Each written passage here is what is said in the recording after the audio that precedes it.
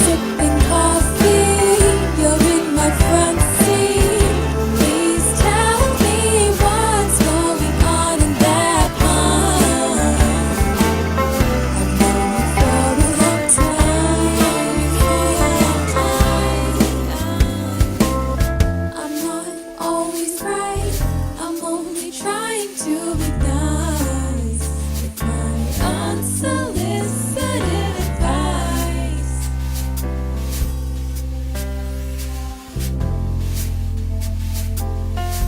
Unsolicited advice. Hi, everybody.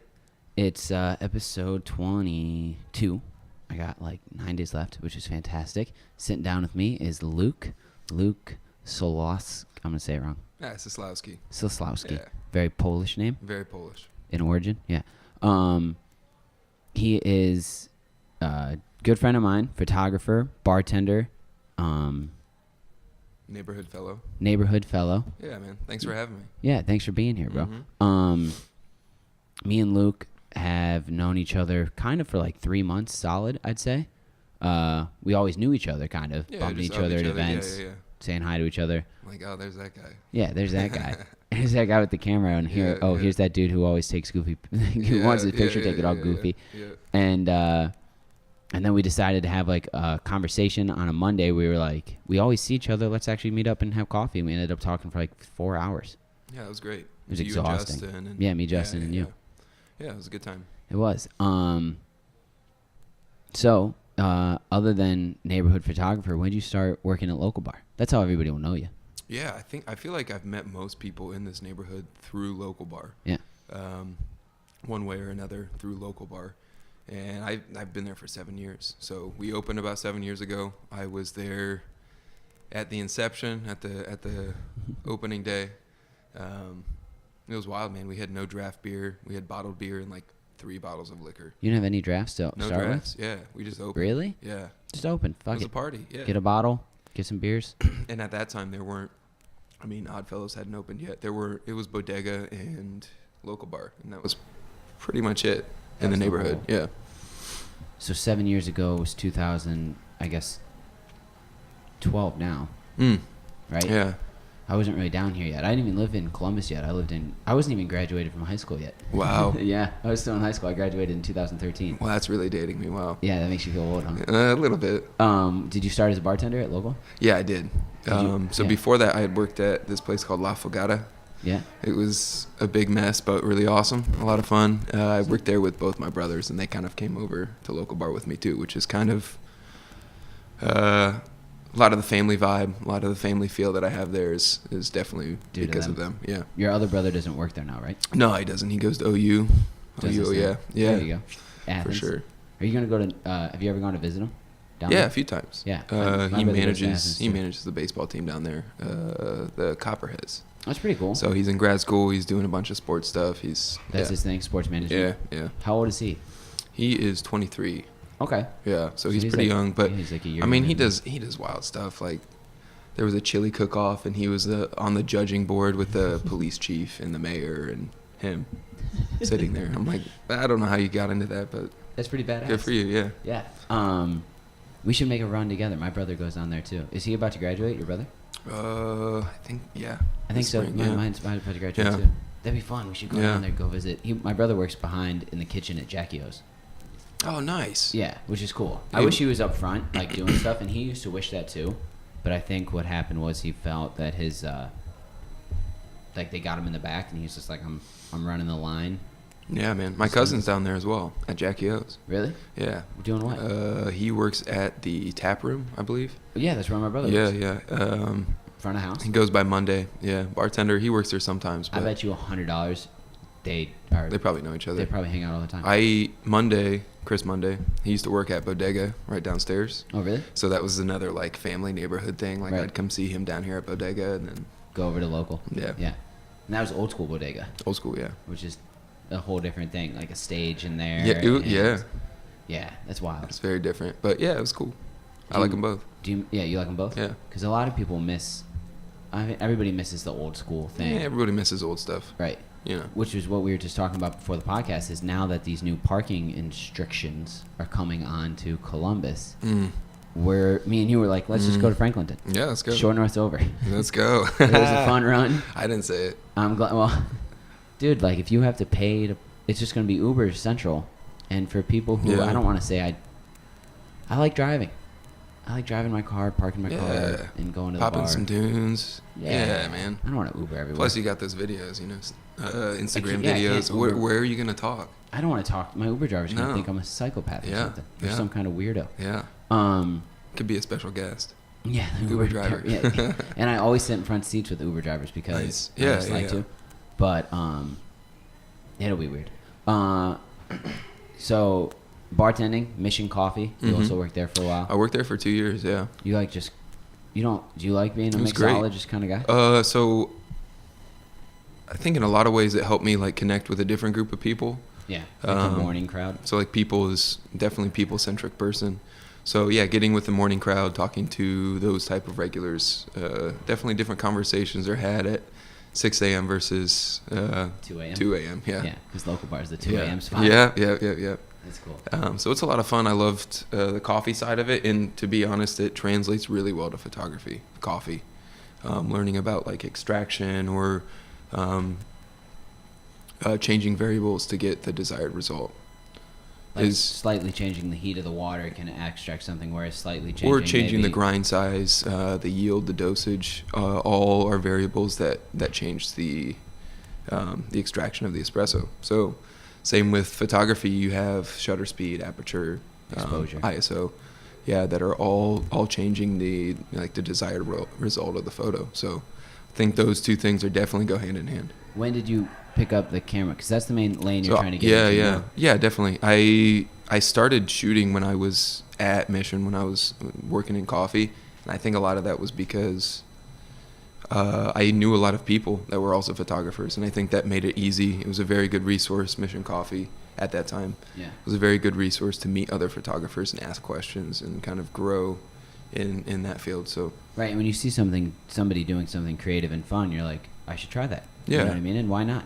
yeah, I think we're all creative in different ways. Right. And it definitely taps into a part of like the human experience, being creative in some sort of way, whether it's like being a lawyer or being a doctor. I think there's creativity in those fields as well. Yeah. But because it's however you add your own spin to exactly. like anything, Yeah. right? Exactly. We're all like just a little like now that we have a opportunity more so to display it.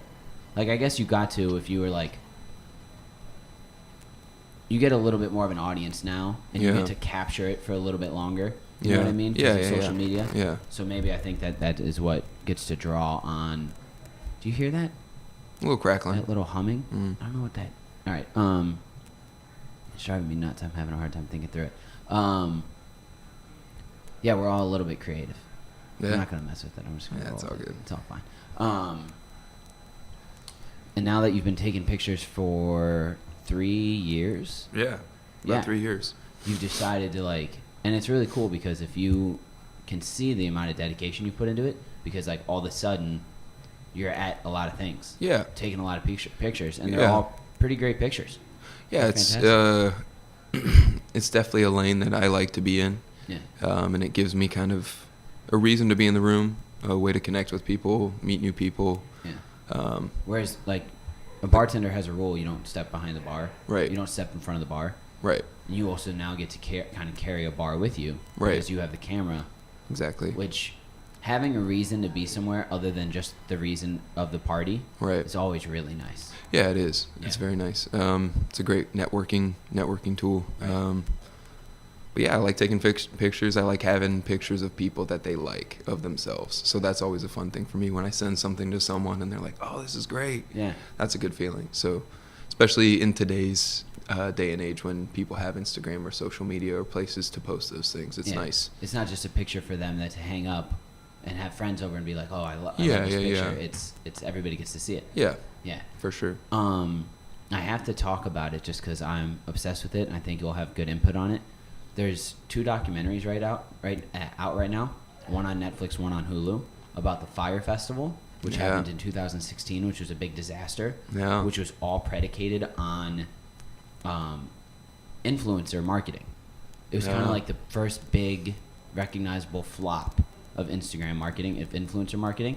And I know you haven't seen the documentary because I asked. I have not, yeah. Which is great because this gives me... I'm about to watch it, though. It's so good. And you got to watch both because one is produced by Fuck Jerry, the production team. Okay. And they were heading of marketing. The Fire Festival hired that production team to do the marketing for the Fire Festival, right? Because that's what they do. Is Fuck Jerry, they do make memes, but a lot of what they do is marketing for Jack in the Box, new companies, old companies. They're huge. They have like 150 employees now or something in like a really cool office. It's crazy. So to start at the media and the photo thing, because me and you have talked about how Instagram works, they made a photo for Instagram where it was just orange, just neon orange. And when you hit it, it was tagged the Fire Festival. And that is what they used, and they sent it to all the influencers. And the psychology behind it was that when you see this orange, that'll make you stop. Because if you look at Bella Hadid, who is one of the people, or Kendall Jenner, you're scrolling through to pictures of their face, pictures of their butt, picture of them in a bikini with friends. Oh, wait, what is this orange tile? And it makes you stop. And that is the goal of all good marketing campaigns in social media, is to make you stop. Yep. Because they're talking about the flick through speed, which like I'm sure old time ad used to read about like how fast a person flips a page in a magazine. We're flicking so fast because you can see a picture in 1 second and be like, not interesting, go, not interesting, and just flip through. And I thought it was so crazy that was the brilliant thing, and then it flooded social media. And it got people to buy tickets to something that was actually not really even real yet. There was no bands. I remember when it came out, yeah. It was crazy. I do too, actually. And when I started seeing it, I was like, I actually do remember that because, it was fascinating. And so then they dive into, and the interesting part is the Hulu documentary is produced by just people who wanted to tell the story. And they were trying to compete with Netflix because they knew Netflix was going to come out with the documentary first. And they knew it would be a big plug for everybody because it's a very millennial thing. It's kind of like it's one of the first like Instagram documentaries, or just mostly about social media. Yeah. And then throw the egg in there. Exactly, right? Yeah. Eventually, there'll probably be a mini about that, which is wild. But Hulu, the Netflix documentary, the one on Netflix, was produced by Fuck Jerry. Ah, got it. So they spin it, right? So I watched that one first, and it's like... Is that more positive? It's more positive, Yeah, and that makes sense. Exactly, right? And it's more of like this ragtag team of people who were really skilled at their thing, solving problems every day in hope that this will actually work. The guy who was leading it throws them a problem. Oh, caterer quit. Okay, we'll find a new caterer. We can do this. Like, it's very optimistic. The Hulu one is like, everybody's an idiot. Millennials are idiots. Rich people problems. Everybody likes to see like rich white kids flailing about failing, which is true. Mm-hmm. But it was just crazy to me, and it was crazy that they were able to do. Like, he just kept borrowing money, and then the Hulu documentary only actually had the guy on, the entrepreneur who kind of like set the whole thing up, named like Billy McFarland. Yeah, wasn't it like Ja Rule too? Ja Rule and Billy McFarland, yeah. And they had him on. Netflix didn't, but Hulu did. And I'm assuming that Netflix was like, the Fuck Jerry guys were like, we can't have this guy on because he'll fuck it up. He's a liar. He's a mischievous dude. He's a really skeezy dude. And it was just, it's so fascinating. I'll definitely watch both. Have you been to music festivals before? I have not. I've never been. I've been to like one that's like a real grassroots one in like Nelsonville, Ohio. Yeah, Nelsonville's great. Yeah, Nelson's Ledges. Yeah. You ever been there? I've been to Nelsonville Music Festival. I've not been to Nelson's Ledges. Yeah. Maybe it's not even in Nelsonville. I don't. Yeah. Maybe it's not. What have you ever been to like Coachella or Bonnaroo or any of that? Been to Bonnaroo. I do like Bonnaroo. I have not been to Coachella. I know Coachella's a little bit more expensive. Right. Just getting out there and housing and. Bonnaroo is not in. Bonnaroo's in Nashville, outside of Nashville. Right. Yeah. And that is another aspect too. Is like nobody remembers, and they brought this up. Is like if this does go off, and it is a good time, people will only look at it for that. They won't look at all the mistakes that happened if it actually does pull off. Because, and they bring this up, Woodstock people died at Woodstock. If anybody ever died at Bonnaroo, People have. oh really? Yeah. Shit. I was Yeah, gonna say so- they'd probably cancel it, but I guess not. It does happen. Obviously, when you're partying, some people aren't responsible, or you Yeah. don't know exactly what happens. The heat can get to people too, but Heat, lack of more drinking, yeah. no water, Yep. no food, drugs. Yep. Yeah, it happens. Mm-hmm. But you don't ever hear about that. You hear about the magic that is Bonnaroo. It's like a Yeah, it positive is. It's a PR great thing. time. It's a lot of fun. How old were you when you went to Bonnaroo? I was probably 24, maybe. Okay, so that's a 25. good time to go. Yeah, Yeah. absolutely. It's You a great remember- time, you remember especially if the- you have a good group of people. It's like, Yeah? Yeah, it's a lot like of fun. 10 people?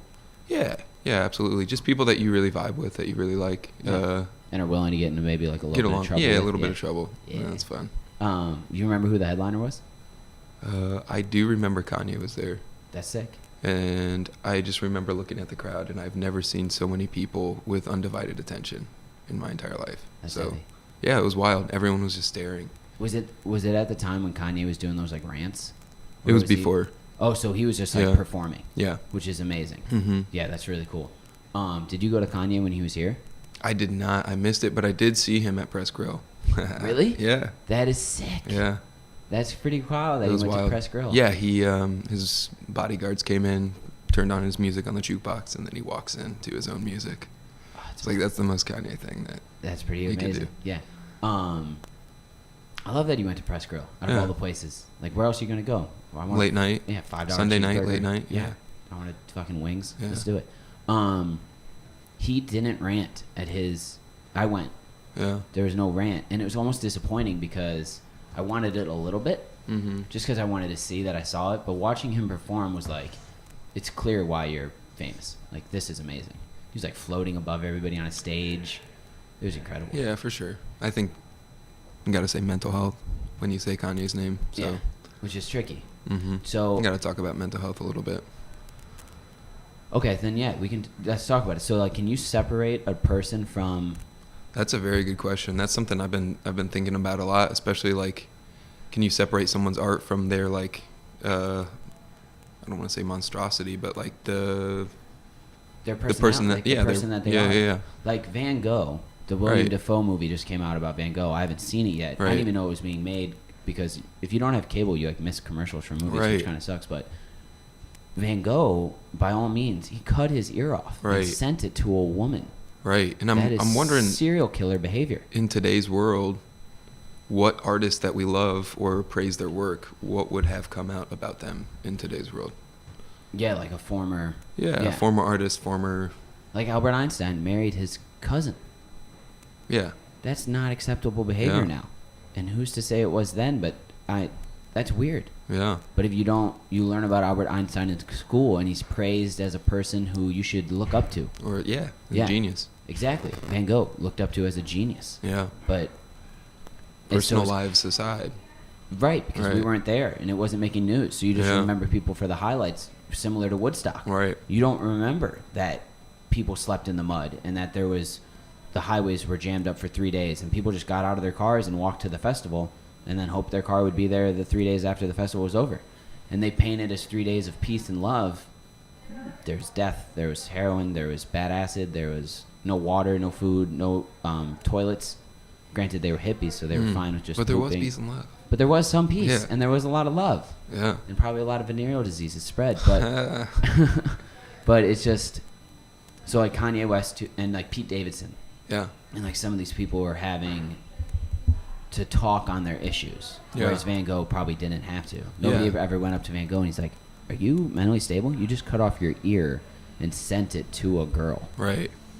So if I we're think those conversations are good though, and probably need to have more of them about mental health, about our own personal mental health or other people's mental health, and maybe showing that Kanye or Pete Davidson can talk about it will allow the rest of the public hopefully that's one good thing we can get from it. is familiarity. Yeah. It's like, oh, Taking the Kanye's- stigma away a little bit. Exactly, and maybe that's a part of this amazing like new era that we live in of Mhm. transparency. Because like with this, I've put a lot more of myself out there than Yeah. I ever have before. Yeah. Which has been really cool. Like Yeah. I've shared some big wins, and then I've shared a couple losses, and maybe that is what's coming out of this media age, is that the more transparency there is, the less bullshit that can really happen. And the more, For sure. and like that's how we pave the way now. Like, yeah, will we make Mona Lisa again?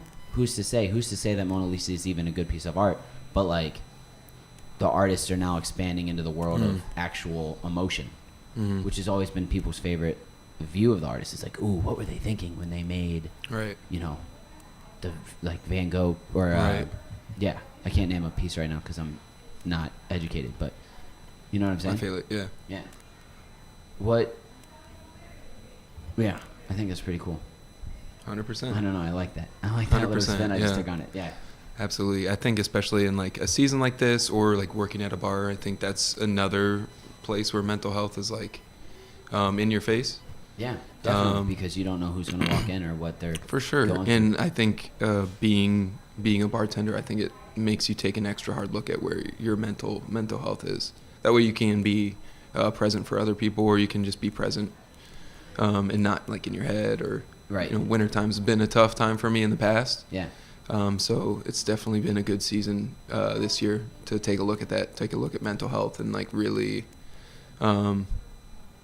focus on the internal. So For yourself. for myself, yeah, So when you say that as a bartender, you kind of have to put. They say it when you get to work is like leave your shit at the door. yeah, Especially for, I don't know if they say that at other gigs because I've never really had another job other than service yeah. where it's like, I think that's a professional thing generally. generally speaking, Yeah. yeah, it probably is. But like, I've had situations where there has been the oversharing service industry person. Yeah, You know, the bartender who comes up to you and tells you how Yeah. they just got their car evicted and then their boyfriend cheated on them and then she stabbed her boyfriend Right, and all right, that right. story, which happens. it does happen. I don't like bartending because I don't like being so present Yeah. for the guest. Yeah. Because you're on the whole time. Yeah, Unless you can go behind somewhere and eat food for a second or take a break, go outside for a smoke. Like, I would make up that I don't smoke. yeah. But I'm like, I'm going outside for a cigarette. I've done it. I brought a pipe. Yeah. Just to like pretend that you Yeah, smoke yeah, or yeah. actually smoke. Yeah, Because you just need a break. Yeah. Whereas when you're a server, you're not on 24/7. You get to be present. And be, Right. oh, hello. What can I get walk you? away. Yeah. Because when you're sitting at the bar, that interaction's what you're wanting, Right. or at least the opportunity to maybe Right. have. When you sit at a table, it's more so the guest you're with, Mm. which is interesting. What do you think has made this winter better for you than previous winters? If you don't mind touching on it. I think there's a lot of things. There's a few non-negotiables in my life. One of them is moving, continuing to move Yeah. physically. Like, so I picked up boxing a few months ago. Yeah. It's been something that I've been pretty consistent with. And I think in the long term, like endorphins Just help are a lot. real thing. Yeah, they do help a lot. So that reading, personal growth, personal development, Not getting stagnant. not getting stagnant. Yeah, reading books, continuing to like make things happen. Because I've made excuses before. I think there's always an excuse for why something didn't happen. Right.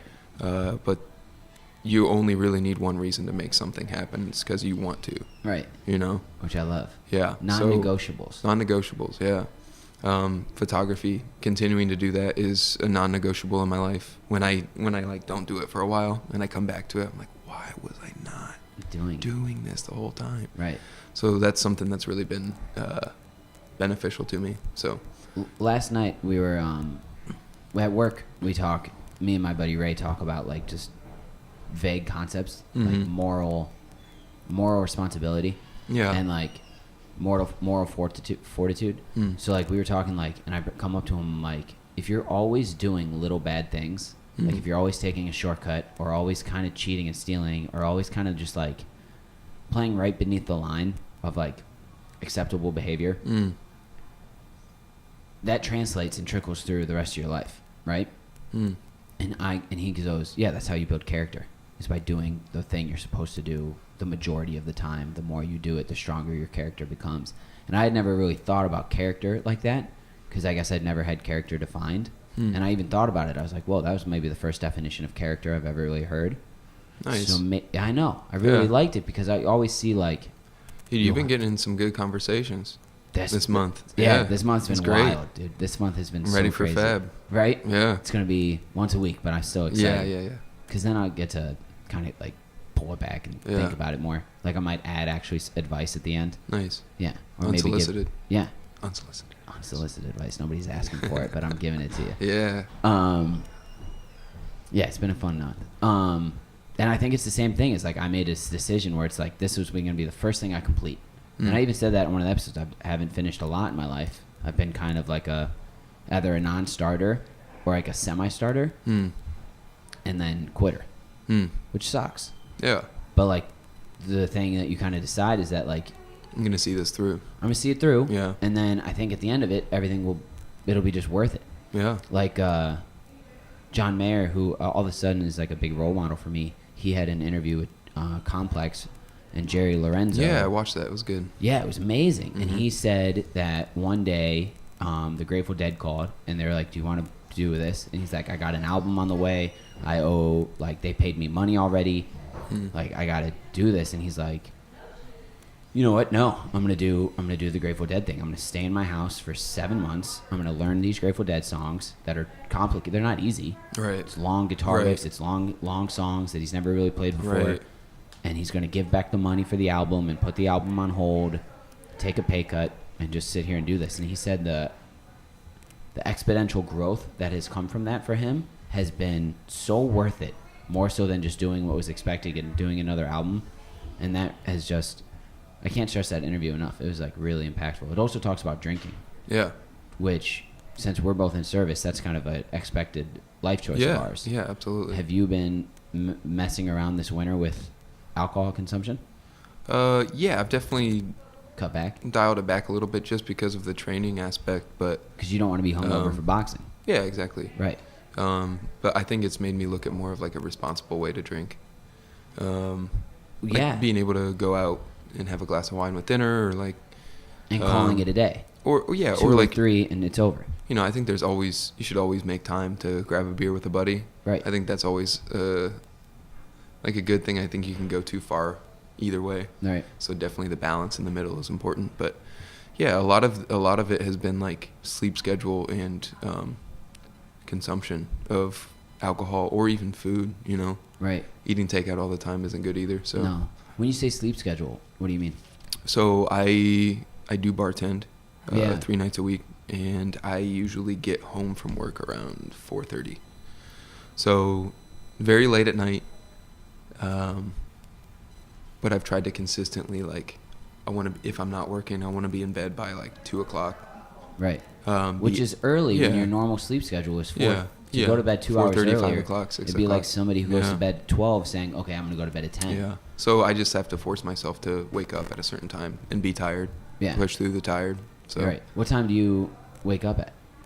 On not a 4:30 night, on the night that you don't have to work.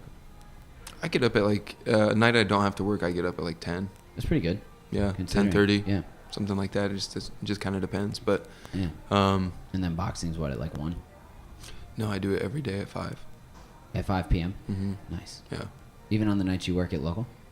I usually have a break. So There you go. yeah, I've kind of worked it into my lifestyle. But, That's amazing. mm-hmm. Yeah. I have done that. I did that a lot. I did that through 8th grade, through a little bit through high school, and then I was on the team for like the mixed martial arts team Oh, at nice. Cleveland State. Yeah, I loved boxing. Yeah. Do you spar ever? I do a little bit. Right. First time I sparred it was rough. Yeah, it Real is rough rough, because you're yeah. used to hitting pads, you're used to hitting the bag, and then all of a sudden it's like there's Yeah. somebody here, they're moving and they're hitting back. Right. Because mitts is so fun. Like you can feel like yeah. such a stud Yeah. hitting Like, mitts. oh, yeah. Like I'm throwing these combos, they're smacking the pads, just Mhm. wah, wah. You're like breathing good, Mhm. and then all of a sudden it's like I'm getting punched in the face. Right. Yeah, it's really fun. Right. How many times have you sparred total? Just the once? Just the one time. Yeah. Do they So- not encourage that at your gym? No, they definitely do. Sparring is like you want to do it probably like 3 times a week, Yeah. especially light sparring. You don't want to go in there throwing like No, nobody's trying to knock each other out. right. Yeah. Right. At least that's the goal. Yeah. You're all trying to like help each other grow. So Yeah, 3 times a week is what they want you to do. So I definitely got to get Working back your in. way up there. Yeah. Is there like, which gym do you go to? Plug them. Yeah. So I go to Thompson Recreation Center. Thompson Recreation Center. Yeah. That's right here in the Short North. Right here in the Short North. It's pretty cool. A lot of it is like you have to be self-motivated, but there's a guy in there, Buster Douglas, James Buster Douglas. They just did a 30 for 30 on him. Really? Yeah. ESPN did a 30 for 30 on him. Yeah. Is it out yet? Yeah, it is out. It's called 42 to 1. Whoa. It was the safest bet in sports to bet against Buster Douglas with Mike Tyson. He defeated Tyson. So Wow. yeah. And the payout for people was probably ridiculous. A lot of places in Vegas wouldn't accept bets for that fight because it was so One-sided. so one-sided. The odds were 42 to 1. Yeah. I'm assuming is that the Mhm. documentary as well. Yeah. Mike Tyson was just on Joe Rogan. I wonder if he talks about the Buster Douglas fight. Probably not. It's probably Yeah. a gray mark for him. Yeah. Do you find that is there like a amount of aggro male masculinity at your gym, or is it pretty friendly? I would say generally friendly. Yeah, I've never gone to a gym out of the like 6 or 7 that I've actually been to where Yeah. there was that vibe. Right. Nobody, those dudes get weeded out. They might come for a class, Right. and then they actually get hit in the face, and they're like, "Fuck this." Right. Yeah. And I think there's like a level of like zen Yeah. or a level of like Respect too. respect that you need to have to be in a gym like that, especially respecting people who are better than you and people who are coming in to put in the work and put in the time. Right. You know? Yeah. Like if you've been there every day, Mhm. you're going every day. 6 days. That's a lot. Mm-hmm. That's good. Yeah. Fuck yeah. But you've been there what for like 3 months now? I think you Mhm. said. So you see the first month dude, the first 2-week guy who's actually putting in the amount of work too, Mhm. and then you come over and help him, or like at least talk to him maybe, You know, people didn't talk to me for the first couple months. because they're weeding you out, kind of. I think so. I think it's kind of like, it's with anything. Anytime you enter a group Yeah. of people, You gotta earn. you just got to be present Yeah, for you a gotta- while and just show them that you want to be there. right, and that you want to learn, Yeah. and that you're not just some. Yeah. And I Yeah. think there's so many people today who are in and out or kind of on the fence about a lot of things. So I think when you have someone who's like, "Hey, I'm committed. I want to be here." I think that's kind of a good thing, kind of a lost.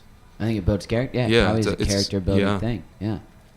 You know, how many badass. people do you know where they're like, "Hey, let's go get coffee," and then 10 minutes before you're supposed to meet up, they text you like, "Oh, I had something come up." Right, or I can't. That happens or all they the just time, yeah. ghost, Yeah, or they Yeah, just ghost. which That is- happens as well. So and it's almost accepted in our I think it makes all of us a little bit more hesitant right. to trust that someone is like going to do what they say they're going to do, or be present when they say they're going to be present. So Yeah. um, Or when they do show up and they're just on their phone, and it's just kind of like, Right. I've wasted right, time. right. Which happens a lot, and you're in freelance, and as I'm doing this, I'm trying to make Mhm. meetings with people, and like at first it's always really easy. Like at first it's smooth sales, Mm. and like you get all the yeses, like right off the bat, you get like that beginner's luck, Right. but then you get ghosted. So like the first half of the month I had scheduled in December, and Mm. some of November, like I had it good to Mhm. go. And then the second half, while I was trying to schedule in the first half of the month, which was my plan, like do 15 days scheduled, then the next ghosts, Right. no responses, just Right. which is so funny because I probably instinctively went for the easy yeses and Mm. maybe like a couple hard ones, but like I was so excited. But then maybe I fell back and thought easy, or maybe just actually acted like different people who weren't really interested, who I thought might be. It was interesting. Yeah, but you kept at it.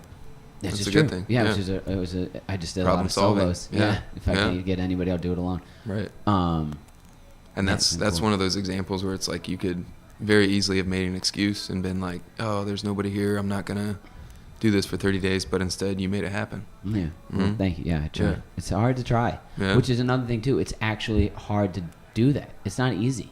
And I was thinking about this last night. Like if everything was smooth sailing, like if nobody really had to try, we'd Yeah. all be rich and have abs and All right. have great skin and I always good say that diets. people our age want to be rich and lazy. Yeah, you know? exactly. They just want everything to come Yeah. to them, which is a great reason why you should watch that documentary, because it was like there's this weird hope that millennials have Right. that like we all, because we were all told we're special, Right. right? We're chosen. We're chosen. Like, Yeah. oh, be an astronaut. Yeah. Yeah, be a fucking astronaut. You can do it. Yeah. No, you cannot just be an astronaut. It takes a lot of hard work. Yeah. Which, like, if you have the optimistic belief that you can actually do something, that's definitely needed. Yeah. But, like, a B+ student in high school and college cannot join NASA. Right. They just probably, I mean, the barrier to entry is probably so, I don't even know. Right. I've never even looked into it. Right. But I used to want to be I used to want to be a scientist. But I didn't want to do labs in high school. I was like, no, I'm just going to leave Right. class now. Right. I'm good. Right. Which is funny. And yeah, the millennial thing is weird. But I think some of us might shine through. But every generation probably had that talk. Like the 60s had hippies. Right. They're not going to do anything. And now they're the baby boomers who run the world. Right. Which is funny. I mean, we'll probably have that too about next generation. We'll have our disdain for the younger generation. Oh, I already do. You know? I get mad that they've been, like, you're a little bit older than me. You're like Yeah. 5 years older than me. Yeah, yeah. But, like, we're in that same realm. Mhm. So, like, you had a cell phone probably like when you were in high school? Yeah, I did. Exactly. And, like, I think I got a cell phone when I was in, like, 8th grade. So, like, that's still those formative years where, sure, I was playing, like, Xbox and stuff. But I definitely had a lot of time where it was, like, you still got to go find people. You still got to communicate. Yeah. Whereas, like, now it's been always cell phones. And I think those first formative years, and this is my disdain, is, like, it cuts them off. It makes them one step further behind us. And we're already kind of, not one step behind, but it just makes it, like, I have disdain for them. They're all moody. But I was I was probably a moody bitch, too. I used to Yeah. wear my headphones to fucking dinner with my For parents. sure, for sure. You know what I mean? I'm like, we're all the same, really. Yeah, You know? we are really. We go through different stuff. Like, we went through different things than our parents did, but It's all pretty much we're relative. none of us. We don't know what's going on. No, They we don't know what's going on. Our No. parents still probably don't know what's going on. You know, that's the So, funniest meme is like, you remember when you're a kid and you see a 30-year-old and you're like, wow, Well, they got it probably together. they don't have any Yeah. questions. Yeah. They're set. Yeah. And then like you meet 30-year-olds and you're like, okay, Yep. that's scary. Yeah. because they still don't know Yeah, shit. that's scary. That's funny. Yeah, it's a little Yeah. daunting. Touching on, I guess, like Columbus and more so the art thing is like you've really been taking an opportunity to like want your work to last. And you've said things lately to me and Justin where it's like, damn, Luke said some good shit. Like you Oh, came yeah. to take our Christmas picture Yeah. and you were like, I'm going to Chicago. And I'm like, that's Mhm. dope. What Yeah. for? And you're like, the museums. Yeah. Because I want to see some art that lasts. Yeah. Yeah. Yeah. Because right now we're in this shutter speed culture of yeah, like yeah, flicking yeah. through.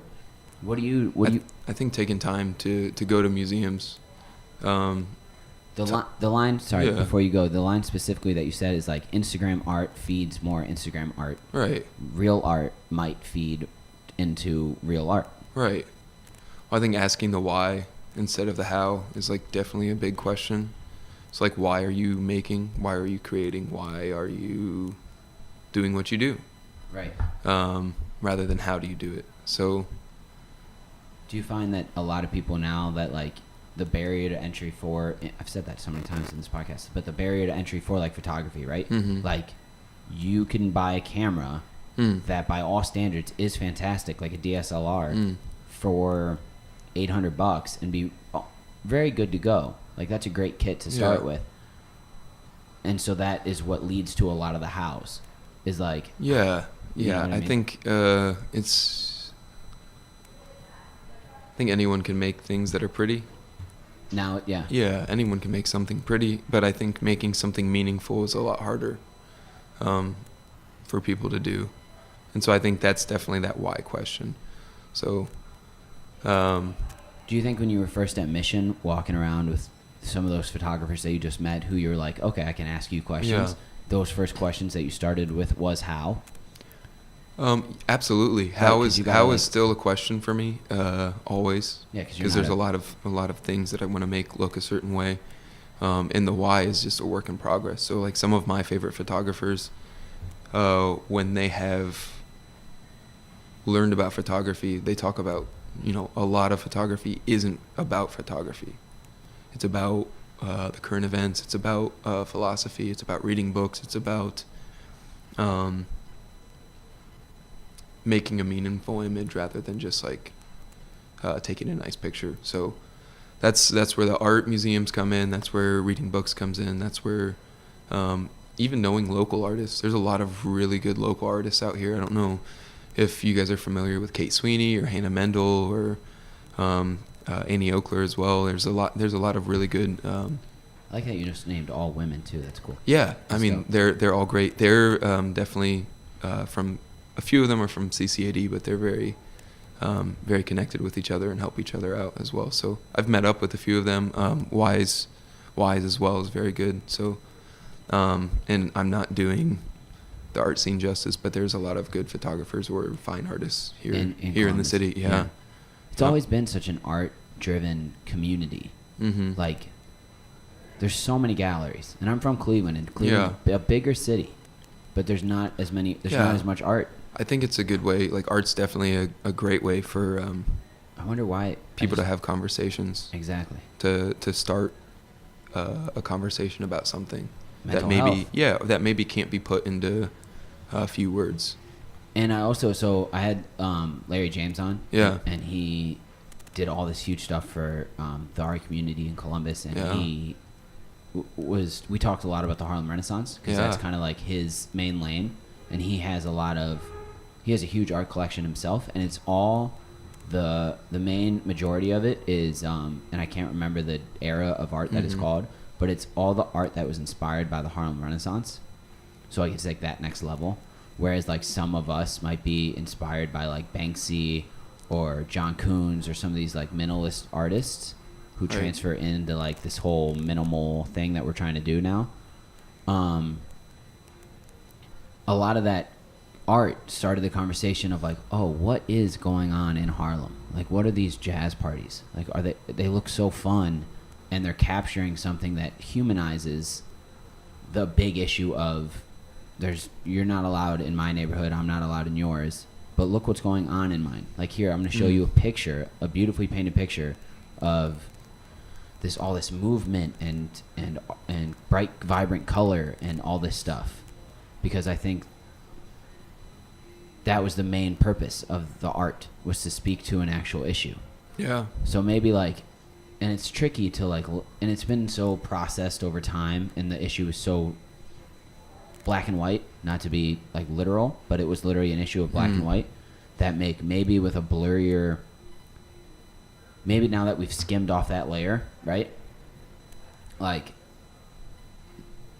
we can all use the same water fountains now. Right. We can all sit wherever you want on the bus. So now the next conversation becomes like, you skim off the first layer, you peel back the onion. Yeah. So maybe like, I don't know what the conversation was earlier about Vincent van Gogh. Right. I mean, I know what ours was, but I'm not saying like in his era. Yeah, right. But maybe now we get an opportunity to peel back another onion of like fame and stardom and talk about the fact that a lot of these people, like Amy Winehouse, just pumped full of drugs, pumped full of alcohol, made to perform like an indentured servant. That's what we're cultivating now, is a conversation about that, and that's what's being brought to the forefront of our eyes, I guess, for those of us who want to see art and look at art. Yeah, absolutely. So maybe you don't separate them. You know, like Harvey Weinstein made all those great movies, sure, but like you still have to know the person. Like we're gonna have to blend that now in 2019, because that's just where we are in society. Like you got to blend. You gotta have both sides to the coin. Yeah, very touchy. It is subject. touchy. Yeah. It's hard to almost say an opinion because it's so new. The facts aren't out. You can't really make an opinion. Right. Like, it's hard for me to watch a movie with Kevin Spacey in it. You know? I love K-Pax. Yeah. And Usual Suspects and American Beauty. For sure. Those movies They're great movies. American Beauty might be one of the best movies ever. It's like up there with Citizen Kane for me. It's like so good. Right. Yeah. It sucks. He's a creep. Yeah. And did you see his apology video? No. I never saw it. I just saw it the other day because my roommate brought it up. He does it as the guy from House of Cards. He does it in character as a corrupt mayor, evil man. Such a weird such a stupid decision. Yeah, I don't know. Very weird. And to circulate back to the fire thing, it's like we're living in an age of such transparency that like these kids who were in over their heads, who could have just apologized, who could have refunded, their money, who could have just been honest. They decided to keep the lie going, and now that you get to see all the layers pretty almost immediately, like our instant gratification of like, oh, this didn't happen. Oh, they're using this money to like boom, boom, boom. Like the whole thing went up in flames in 6 months. You know what I mean? And the dude's prosecuted. I gotta watch that documentary. Yeah, but like it's also like everything happens so fast. It's just as hard. Like, why wouldn't you just do the right thing and like make a good apology video? Right. Like, why wouldn't you just? What is your mental? Who's not talking to you? Where are your good friends? Who's just dude? Do this better. What are you doing? Right. Bad decision, Kevin. Right. Kev. They probably call him Spacey. Like, what's up, Spacey? What are you fucking doing, dude? Don't be a freak. You've already been a creep. Why are you being creepier? Right. Yeah, it sucks. But do you have a hard time listening to a Kanye song? No, I don't. As like his older stuff, for sure. You have no problem listening to. Yeah. Did you like Yay? Yeah, I did. I mean, it was entertaining for sure. Yeah. I have a hard time listening to things he says. Yes. But I think those two are different things. Like, thinking about Kanye's mental health makes me a little bit sad for him. Yeah. And thinking about Kevin Spacey kind of makes me sick. So, Those are two it's- different they're feelings two too. different things. So, yeah. I think those are different conversations to be had. But Well, because it's two different issues. One Yeah. is a dude being a creep, and the other one's being mentally ill. yeah, But so when you don't like what he says, right? Sometimes it's hard to listen to him. yeah. I think his music aside, though, is like good producer. Good producer, but Absolutely. I think also the unfortunate thing is maybe like there's been, and Chance the Rapper said this, is like college dropout and late registration, like was the defining moment for him Yeah, musically. It's Yeah. like, this is yeah. my goal. I do also have to say lyrically, On not as great of a fan of Kanye as. as of late. Yeah, for sure. So like that's the other issue, is like you're seeing somebody's mental health decline, and you're also seeing his art decline. Right. Which, if you're trying to separate the correlation, that's a pretty direct correlation, which is kind of Yeah. unfortunate timing, I guess. Like if Yeah. he was still putting out, it's like, damn, this is a banger, but like, damn, the dude's not doing well. It's kind of clear that the two are tied together. Maybe. Yeah. And all that develops more as you get older. So like when he was, I don't know, College Dropout happened like 10 years ago. I think he's Yeah. like 37, so he's 27. And as he's gotten older, it usually starts in your Yeah. like in your 30s. Yeah. It's supposed to happen more so, Yeah. I guess, is the clinical, what I've read at least. Mm. It is hard to touch on. But you brought us here, Luke. For sure, man. I definitely think there's a bigger conversation there. Yeah. For sure. We could dive very deep into it, but And we're not really certified. yeah. I'm it's above my certified pay at all. grade. It's Absolutely. above my Yep. it's above my head. Mhm. I feel like I'm treading water. But that's interesting too. At least we're having it, which Yeah. is something that like when I was a younger kid, like, and I definitely think generations before us were not having this conversation at all. It was all swept under the rug Right. up until very recently. Right. Which is amazing, Right. because you got to bring things to light to even start to dissect them and fix them. Yeah. Bring things to light. That's a good thing. Okay, I so like there's that the quote. positive Yeah. coming out Yep. of it. That's good. Yeah. When to go from here is a good question. I don't know, man. Who do you have coming up next? On the podcast? Yeah. Tomorrow I'm fanboying out pretty hard. Yeah. I have the Wonder Jam. Wonder Jam. Yeah, Nice. Allie and Adam, Nice. which is pretty crazy. That's great. Yeah, they I'm not super familiar. with the Wonder Jam, I'll have to listen to the podcast. they have their podcast is incredible. Nice. They had one for a while and they kind of had to fall off, which is maybe what we're talking about a little bit. Yeah. Maybe us figuring out a way to make their podcast happen Yeah. again and how I can Yeah. help. They do amazing branding work Mm. here in Columbus, Mhm. like Lit Yoga. Oh yeah. They did all of that. Nice. They've done a lot with Josie Schwartz, who's another yoga teacher. They've done a lot with really amazing beauty companies. Mm-hmm. They do great classes, which I'm surprised that we've never gone to. I've only gone to 2, Mm-hmm. but Justin goes to a few more than I do. We should definitely go to one together, bro. It's so fun. Yeah, I'm They're down. great. I'm down. They're so intelligent, and they really have a lot of. They're very poised, and they're very professional, and the way that they are transparent, they're like perfect for. They're just perfect in my eyes. They really do a Nice. great job. Yeah, Like I'll yeah. show you some of their stuff when we're done, but a lot of like cookbook, photo shoots. Mm. They've worked on. They've helped. The list goes on and on. They're great. I can't remember any Cool. brands specifically other than the yoga people, but that'll be really fun. 100%. What do you got coming up? Anything crazy? Any photos that we should look for? Luke in my eyes. Look at my eyes. Yeah. At Luke in my eyes. I've been working on some stuff. I kind of keep stuff close. Yeah. I like that. Work in the dark, work in the quiet. Yeah. But I do love working these events with All Due Respect and Wave Runner Surf Club as yeah, well. you just shot Brunch Wave Yeah, on Brunch Sunday. Wave was great. Those guys are great too. Yeah. So I think they're doing something special here in Columbus. So I do too. Yeah. And that's where they can, and that's a good thing is like more so instead of what you're working on, like people can find you at All Due Respect and at Mhm. Brunch Wave events and Yeah. at Local Bar Yeah. 3 days a week. Yeah. Thursday, Friday, Tuesday, Thursday, Saturday. Tuesday, Thursday, Saturday. Yeah. Nice. And then you manage, Yeah, I do. which is a different hat, which we could have touched on. It is a different hat. I co-manage with my brother Isaac, Right. which kind of makes things a little bit easier. I got you for like I think 10 more minutes. Yeah. Does that work for you? Yeah. I do want to touch on that because I have a lot of friends who never been in the service industry, Justin Yeah. being one of them, Yeah. and they have this like romantic picture Yeah. due to film, due to like there's like that thing where a good bartender can place you a bet, get you laid, and find you drugs. Right. You know what I mean? Right. And there is and like cocktail and now craft drinks are really cool. So like Mhm. mixology and like somebody comes up to you and asks like, how do you make your old fashioned? Right. And that makes you feel validated and kind of important. But like, and I work at a restaurant. I work at Third in Hollywood, and Sammy and Justin are like, would you manage here? And I go, absolutely not. No, Right. I don't want to deal. No, I know Right. what that is. Right. It's not pretty. It's not I romantic. avoided it for years. You avoided it for Yep. years until they Yep. kind of probably forced it down your. Well, To I had to step up. It's time. Right. Yeah.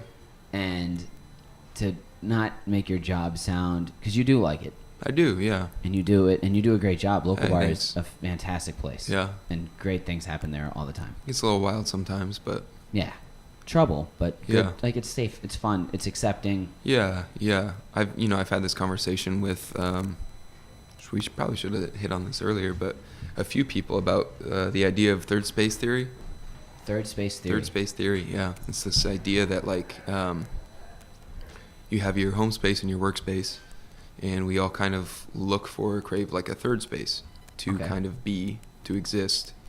Not at home or not at work. Not at home or not at work. And bars generally are third spaces, but not all bars are third spaces. So it's got to be a place where it's not completely controlled. There's no like governing force behind it. It's kind of allowed to be what it is. And so that's something that I've kind of kept in the back of my mind with local bars, making Trying to sure this. cultivate Yeah, it. yeah. So Yeah. for me, it's like I want to make sure people are safe. I want to make sure people are having a good time, but I also don't want to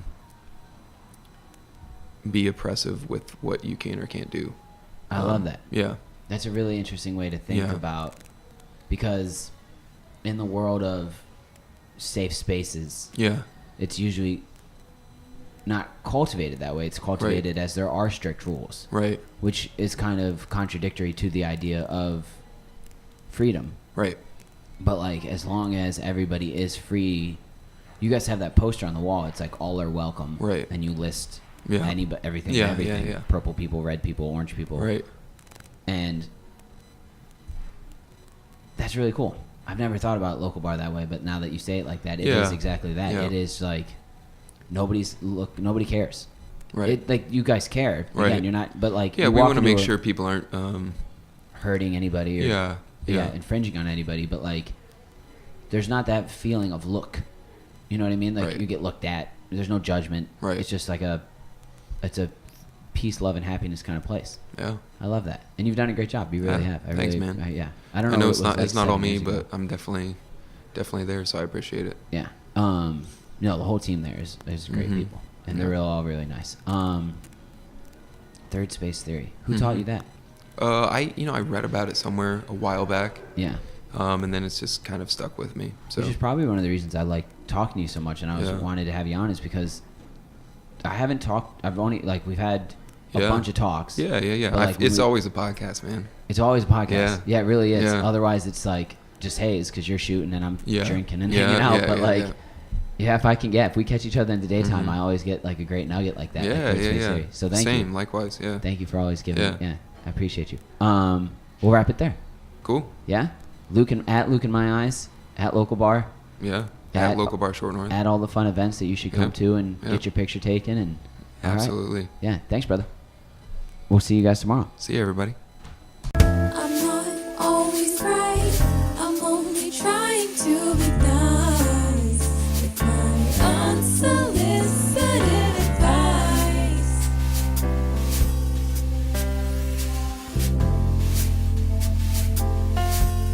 Unsolicited advice.